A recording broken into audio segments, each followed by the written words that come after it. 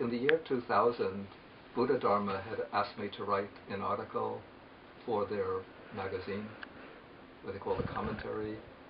And one thing that was striking me more and more about American Buddhism, I have to speak really frankly, is that there tends to be almost a subtle narcissism taking place, where people are very much concerned about my practice or developing qualities like kindness and compassion, but it's done very much in an inward, subjective way.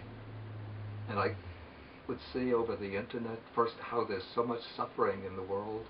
I would see how organizations representing other religions are responding actively to the suffering. Like when the tsunami struck Sri Lanka in 2000, the end of 2004, I was staying at Bodhi Monastery in New Jersey. We collected funds in order to provide help to Sri Lanka. We wanted to give them to Buddhist organizations that were working there, and so I looked on the internet to see what organizations are working in Sri Lanka. There were many non-denominational organizations like Save the Children, Oxfam, the Red Cross, and so on. A large number of Christian organizations, some Jewish organizations, a few Muslim organizations, but I could only find 2 Buddhist organizations. Maybe, which is not so surprising considering that Buddhists are not that wealthy.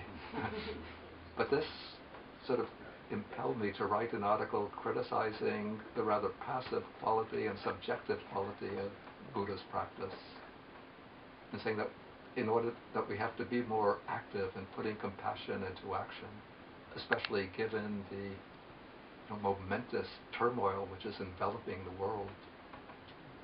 And so I never intended to found an organization. I'm not an organizing type, but some of my friends and students read that organization and came back to me with the message that we have to take up that challenge. And so we had some initial discussions, and then we started to make plans to form an organization which we came to call Buddhist Global Relief. Then we had to find a particular point of focus for the organization. And one thing that had struck me over the years was the extent of hunger, chronic hunger and malnutrition in the world. And I thought that was a good point for us to focus upon. So we made that the special mission of Buddhist Global Relief.